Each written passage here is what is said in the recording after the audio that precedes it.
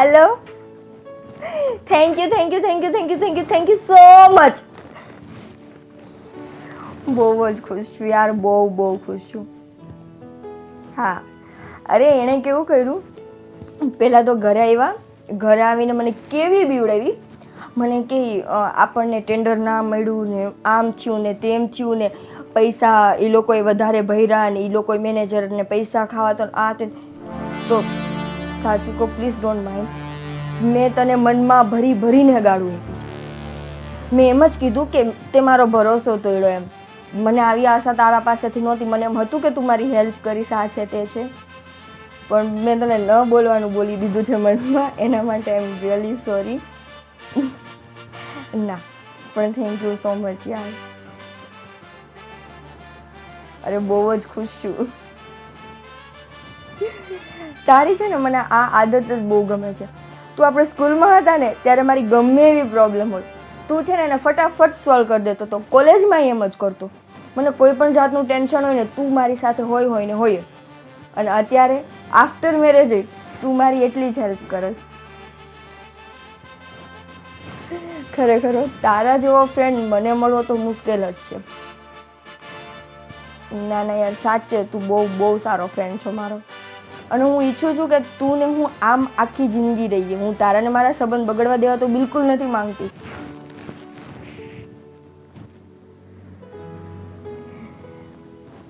સાચી વાત છે.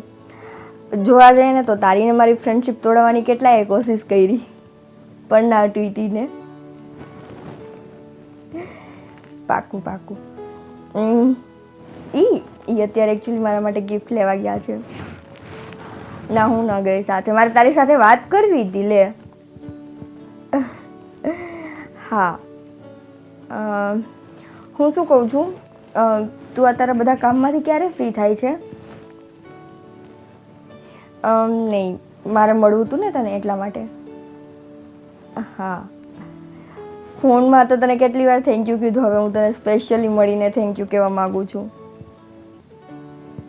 હા, ઓકે ફાઇન.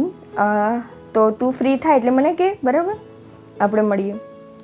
પણ પ્રોમિસ આપ કે તું મને મળીશ. પછી છે ને તું આ તારા કામના બહાના નહીં બતાવે કે મારે કામ છે. પાકું, ચાલ બાય. ધ્યાન રાખજે તારું. હા, અને થેન્ક યુ.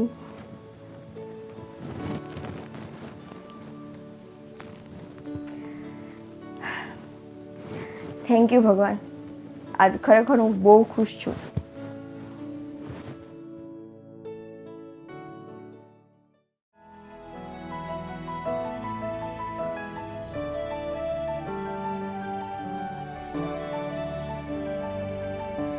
ભાવિતા, શું છે રાડું પાડો છો?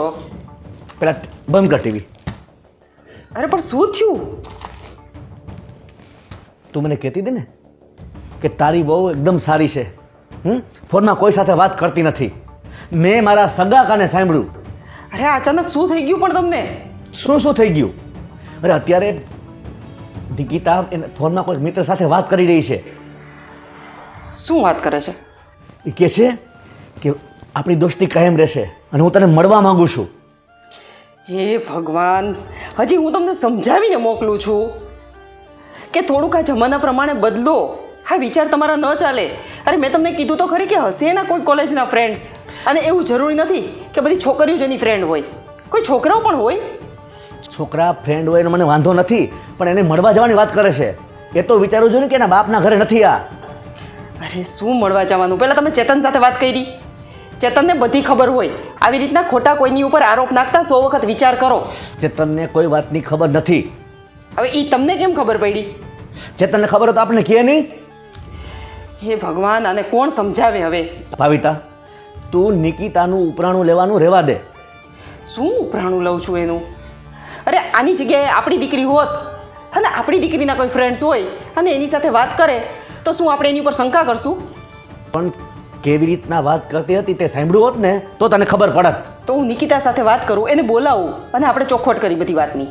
હા, એ ચોખવટ કરીએ. એ પહેલાં તું મારી વાત સાંભળી લે.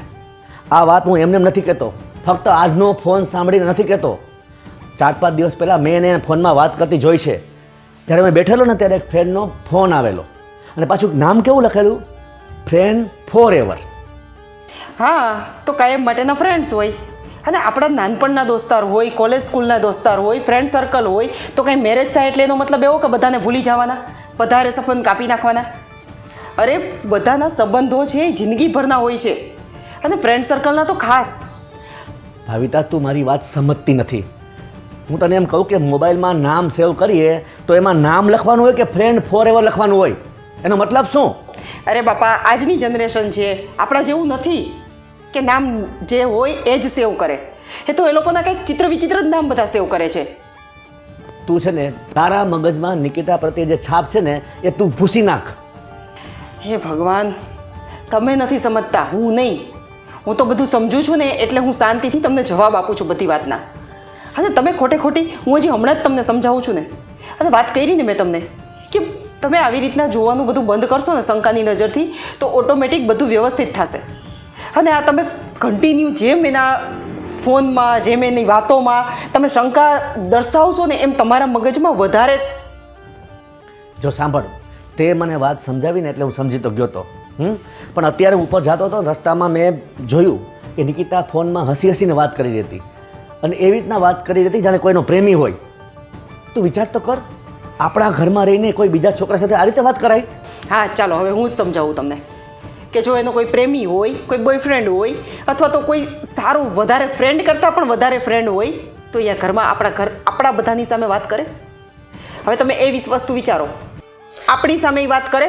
જો એને એવું હોય ને તો અહીંયાથી 10 વખત ઘરમાંથી બહાર જાય છે એ, તો બહાર જઈને શું વાત કરતા નથી આવડતું એને? છાનું મુનું વાત ન કરી લઈએ? એના રૂમમાં બેસીને વાત કરતી હતી. હા, તો હું એ જ કહું છું, આ ઘરમાં શું કામ વાત કરે એની સાથે? બહાર જઈને આરામથી વાત કરે. અહીંયા તો છુપાઈ છુપાઈને વાત તો કરવી ને. એવું કંઈ નથી, તમે મહેરબાની કરીને તમારા મગજમાંથી આ કચરો કાઢી નાખો પ્લીઝ. નહીં, આજે તો મેં ચોખ્ખું સાંભળ્યું છે, અને તું જે કહેશ ને એ વાત માનવા હું તૈયાર નથી. નિકિતાને કોઈ સાથે સંબંધ છે ને છે જ. હે ભગવાન, હવે એક કામ કરો, આપણે નિકિતાને બોલાવી. હા, બોલાવ. અને નિકિતા સાથે જ ચોખવટ કરી લે કે શું છે અને શું નહીં. આજે જ ફેસલો કરી લેવાનો છે. અરે હમણાં જ બોલાવું છું. અને સાંભળી લે, એ તો તને ગમે તેમ કહેશે, તું એની વાતમાં આવી ન જતી. હા બાપા, હું ક્યાંય નહીં આવું. અને એવું હશે ને તો જેની સાથે વાત કરતી હતી ને, આપણે એને પણ બોલાવશું, અને ચેતન સાથે પણ આપણે વાત કરશું ને બધી, અને બધા સાથે બેસીને જ બધી ચર્ચા કરશું. કેમ કે એક જ વ્યક્તિની ભૂલ કાઢે રાખે એ ન ચાલે. આપણે એની સાથે પણ ચર્ચા કરવી પડે, એની વાત પણ સાંભળવી પડે. જેમ હું તમારું સાંભળું છું એમ એનું પણ સાંભળવું પડે. હા, તો તું એને બોલાવ એટલે આજ છે ને બધું ચોખ્ખું થઈ જાય. હા, એટલે જોઈ લઈ, દૂધનું દૂધ અને પાણીનું પાણી થઈ જશે. હા, બોલાવે ને. નિકિતા. ચેતન, સારું આવી ગયો બેટા. કરી એવું તું તારું કામ જે કરવા ગયો તો એ? હા મમ્મી. ઠીક છે, હું બોલાવું છું. હા, એની સામે જ બધું કરીએ. ચાલ નિકિતા. શું છે બાપા? જો બેટા, હમણાં હા. આવ તો બેટા નીચે. એ હા. ચેતન, હવે તારા પપ્પાને છે ને શંકા છે કંઈક નિકિતા ઉપર, કે એ કોઈ છોકરા સાથે વાત કરે છે છાનું મુનું, અને એનું બોયફ્રેન્ડ છે. પણ હું આ વાત માનવા તૈયાર નથી. જો બેટા, મને શંકા નથી. મેં મારા સગા કાને સાંભળ્યું છે, અને એકવાર નહીં. બેસ બેટા, બેસ. આ પપ્પા શું કે? નિકિતા બેટા, જો સાંભળી લે, મેં તને કોઈ છોકરા સાથે ફોનમાં વાત કરતી જોઈ છે, બરાબર? તો એ છોકરો છે કોણ? નિકિતા, તારા પપ્પાનું કેવું છે કે તારો બોયફ્રેન્ડ છે, અથવા તો તારો કોઈ એવો મિત્ર છે જે તારા ફ્રેન્ડ કરતાં પણ થોડોક ઉપર છે. પણ હું તને ચોખ્ખું કહી દઉં છું કે હું આ વાત માનવા તૈયાર નથી. હું તારા પપ્પાને સમજાવું છું, પણ એ સમજતા નથી, એટલે મારે તને બોલાવવી પડી છે. તું ચૂપ રહે, મને મારી રીતે પૂછવા દે એને. હા, એટલે હું એ જ કહું છું, હું કંઈ કહીશ નહીં એને. એટલે તું જે હોય ને બેટા એ સાચું કહી દે. ચેતન, જો સાંભળી લે, મેં આજે વાત સાંભળી એમ નથી. 2-3 દિવસ પહેલાં પણ આ ઘટના બની છે, પણ ત્યારે મેં લેટ ગો કર્યું છે. આજે તો મેં મારા સગા કાને સાંભળ્યું ને, એટલે હું આ કહું છું. તું પણ ધ્યાન રાખજે, અને તું પણ પૂછી શકે છે ને શું છે એ વાત. નિકિતા, શું પપ્પા વાત કરે છે? ચેતન, એ વાત સાચી છે કે એ મારો ફ્રેન્ડ છે, અને એ એક છોકરો છે, પણ એ ખાલી ને ખાલી મારો ફ્રેન્ડ છે. મારા ફ્રેન્ડથી વધારે એ કંઈ નથી. મમ્મી હું નાની હતી ત્યારે જ મારા મામાના ઘરે મેં સ્ટડી કર્યું છે. અમે લોકો સ્કૂલ ટાઈમથી ફ્રેન્ડ છીએ. સ્કૂલ પછી અમે લોકો કોલેજમાં સાથે હતા અને જ્યારે મારા મેરેજ થયા ને ત્યારે એ આઉટ ઓફ કન્ટ્રી હતો એટલે એ મારા મેરેજમાં ના આવી શક્યો. હા હતો એનો 2 દિવસ પહેલાં ફોન અને મેં પપ્પાની સામે ખોટું બોલ્યું, હું સ્વીકારું છું. પણ એ ખોટું બોલવાનું મારું કારણ એક જ હતું કે હું જે વાતાવરણમાંથી આવી છું અને મારી જે રીતની જિંદગી રહી છે પાછળની એમાં એ મારો ફ્રેન્ડ કોમન હતો. મારા મમ્મી પપ્પાને ખબર છે પણ એ વાત કદાચ પપ્પા ન સમજી શકે વાહ, કેમ કે હું એના ઘરની વહુ છું અને કોઈ બાપને ન ગમે કે એના ઘરની વહુ બીજા કોઈ છોકરા સાથે વાત કરે. તો મેં પપ્પાની સામે ખોટું બોલ્યું. અને હા, આજે મેં ચેતન તમને બહાર એટલા માટે જ મોકલા. હું આજે તમારી સાથે એટલા માટે જ નથી આવવા માંગતી કેમ કે મારે એની સાથે વાત કરવી હતી. વાહ વાહ, જાણે એવી રીતના વાત કરે છે કે જાણે પોતે સારું કામ કર્યું હોય. વાહ નિકિતા, બસ તમે Sorry. શાંતિ રાખશો. મમ્મી બસ 2 મિનિટ. તું પણ શાંતિ રાખ બેટા. હું તને એક વસ્તુ કહી દઉં વાત છું. પૂરી થવા દે પહેલા તમે. પહેલા મારી વાત સાંભળો. કોઈ પણ વ્યક્તિ હોય ને એ પછી ભલે તું હોય, હું હોય, તારા પપ્પા હોય કે નિકિતા હોય, બધાની લાઈફમાં એવી કોઈ વ્યક્તિ હોય જ છે કે જેની સાથે આપણે અમુક વસ્તુ શેર કરી જ છીએ. અને એવું જરૂરી નથી કે આપણો હસબન્ડ હોય કે આપણી મમ્મી હોય તો આપણે એને બધી વાત કરી જ. ભાવિતા, તે આની ફિલ્મી સ્ટોરી સાંભળી લીધી એટલે એનામાં આવી ગયું તું. મેં એની સ્ટોરી સાંભળીને વાત નથી કરી, આપણે આની પહેલાં જ ચર્ચા કરી લીધી. અને એવું બની શકે કે અમુક વસ્તુ હશે જે એને ચેતન સાથે શેર કરવાનું યોગ્ય ન લાગ્યું હોય, મારી સાથે ન લાગ્યું હોય, તમારી સાથે, તો એની સાથે વાત શેર કરશે ઈ. એના નાનપણનો ફ્રેન્ડ છે અને હું આમાં ખોટું નથી લગાડતી કાંઈ.